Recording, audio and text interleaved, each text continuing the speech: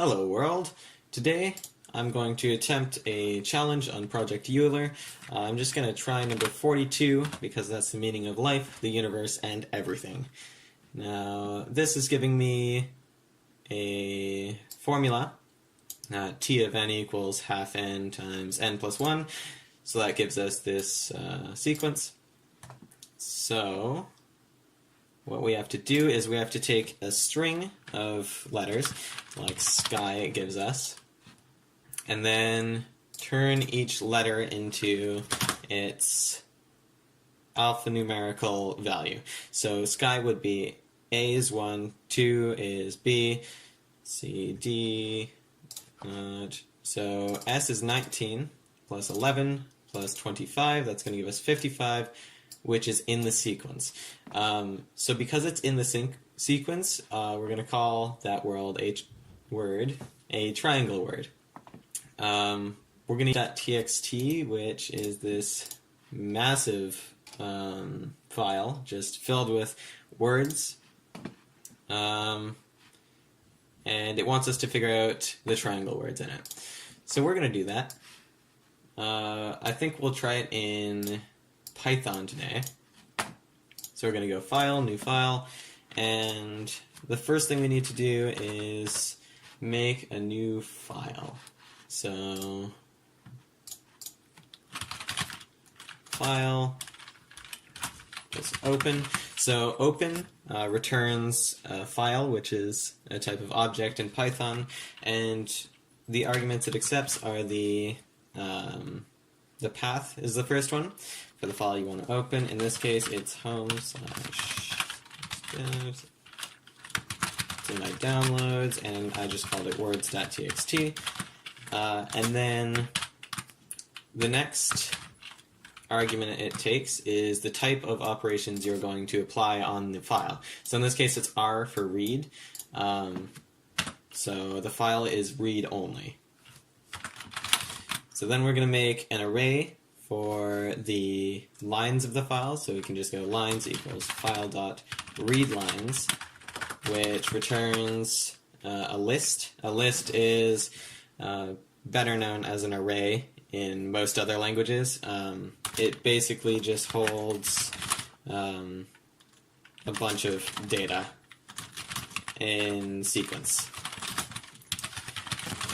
So we can access these data by going lines and then the number of the element. So if I wanted the 11th thing in the lines variable, then I would type in 10 because it would go 0, 1, 2, 3, 4, 5, all the way up to 10. That's the 11th one because the 0 is the first one. So next we have to format it, because if we print out lines, we're just going to print out the first line, which we have to save this file first actually. Alright, so now that it's saved, we can print out the first line, which is apparently 205 lines. So as you can see, the actual data is in quotes and separated by commas. It's all on one line. As you can see, if we try and print the first line, it's going to give us an error because there is no second line. It's all just one line. So what we need to do is separate that data so that it's just the word, not the quotes, not the commas, and they're all on different lines or in different elements. So I'm going to call the next list formatted lines, and that's just going to be all of our data. And because all of our data is in one string, we can just call replace. And what replace is if I can find it here, what replace does is it takes this old substring, so like a comma or whatever, and replaces it with this count new string. So if I had the old string as a comma, the new string as an A, and then 6 as the count, then it would replace the first 6 commas with A's. Pretty self-explanatory. That's the documentation for that. So we are going to take out all the commas and replace them with empty space. Actually, we can just replace them with nothing. And we're not going to give it a count, so it'll just take out all our commas, and then we can do the same thing. And we're actually going to just do this to formatted lines. So what this does, this line right here, is it takes all of this data, replaces all the commas with empty space, so it's just going to be quote, and then another quote, and then it puts that data back into formatted lines. So if we wanted to then take out all the quotes from formatted lines, we would take formatted lines, which has no commas, and then run the same thing on it. So that would just be replace, and instead of commas, we're going to do quotes, and instead of empty space, we're going to do a new line. So what this is it's one character, but the backslash kind of tells the computer that this is a special character. So if we just did an N, that would mean that it's just going to replace it with literal N's. If we have the backslash, that means it's going to replace it with new lines, because this is a kind of a code. So now all of our data is going to be like, if we go to the top of this, it's going to look like A, and ability, all caps,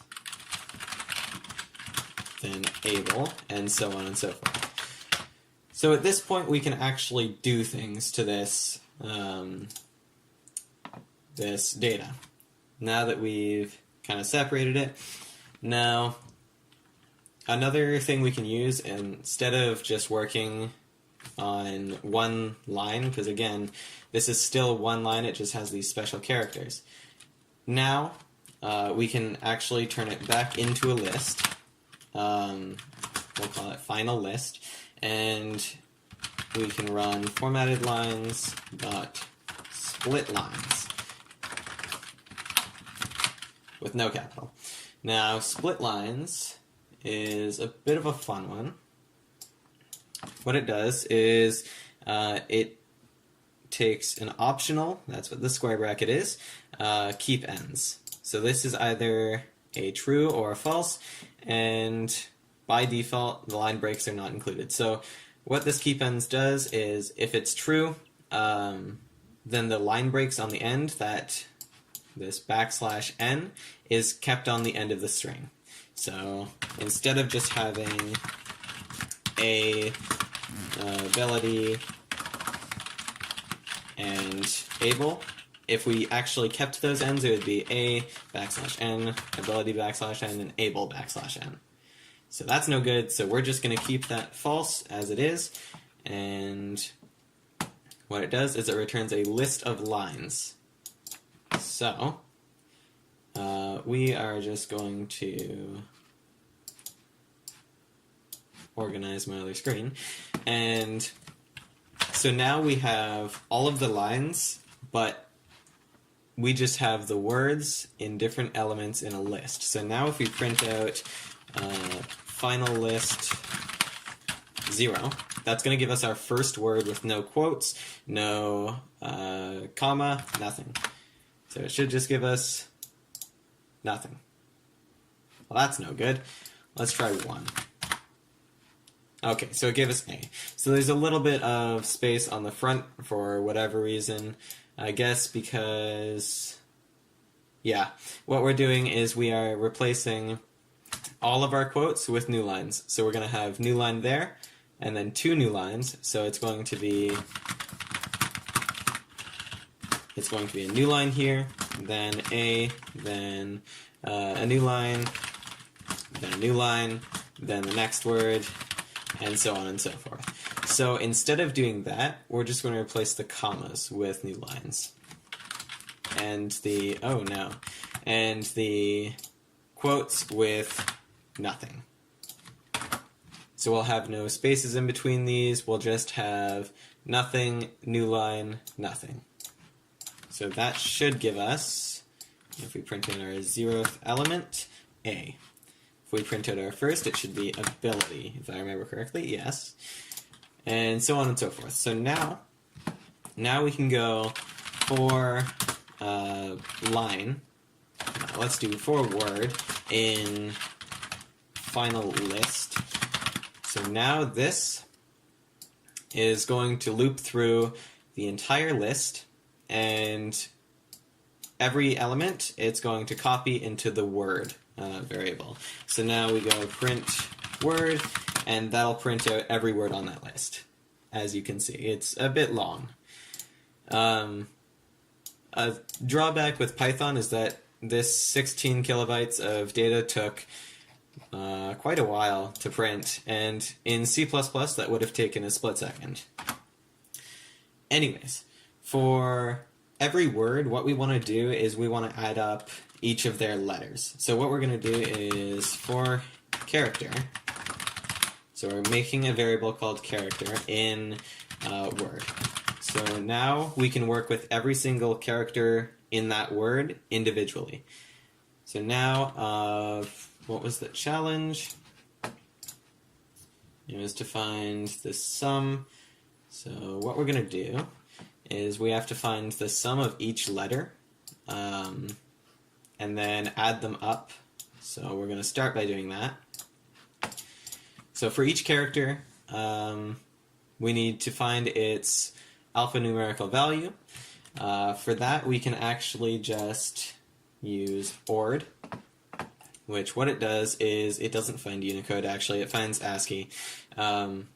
So if you don't already know, every letter, every English letter, I should say, has a code assigned to it. Where is it? This is a better one.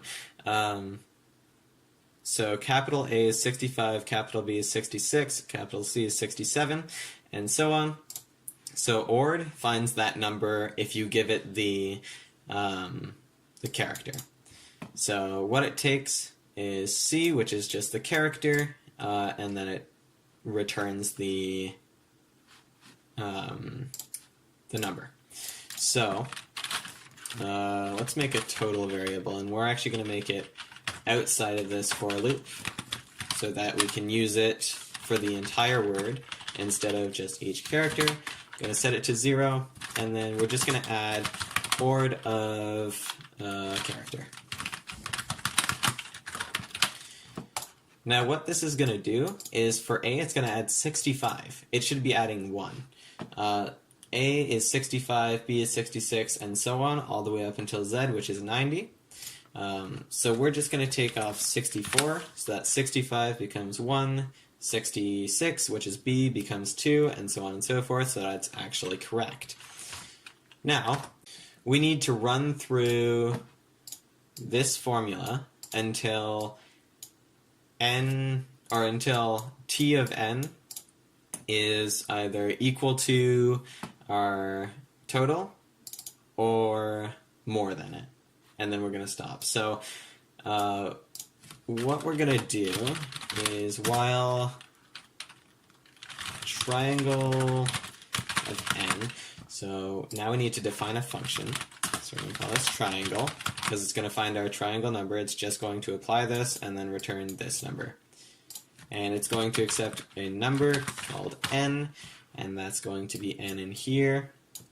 So what we have to do is just return 1 over 2 times n times n plus 1.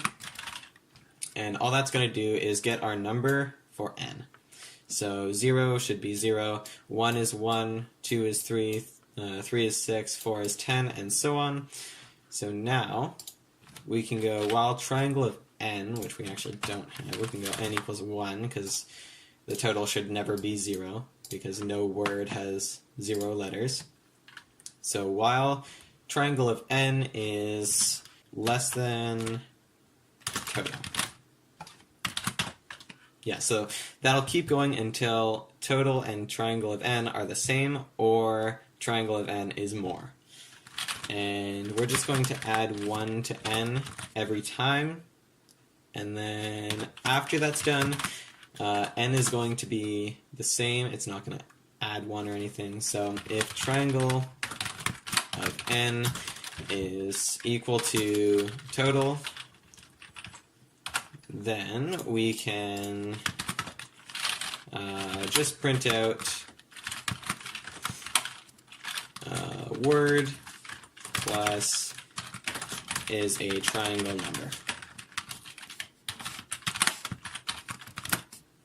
If we try that out, then we get, let's look at the top, A is a triangle number.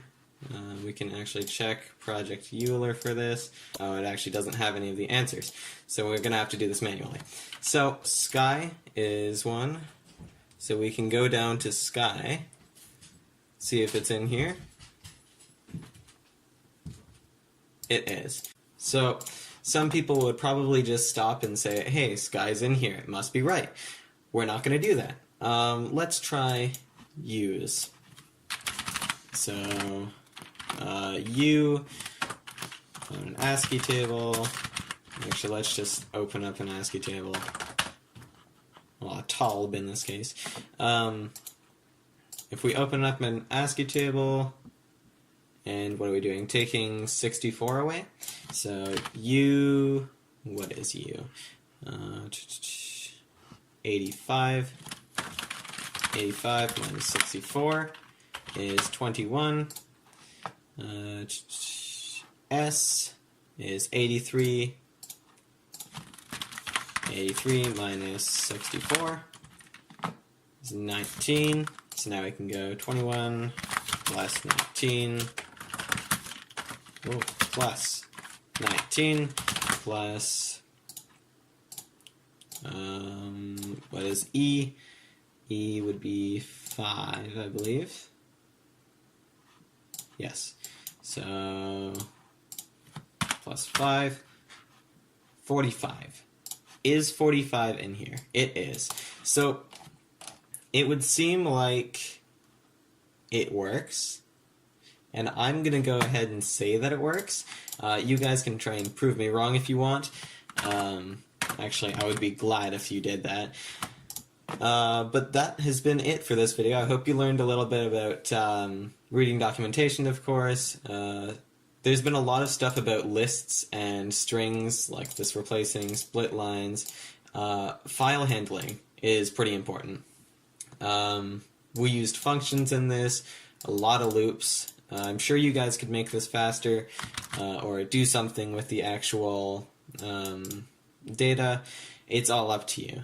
I'll see you guys next time.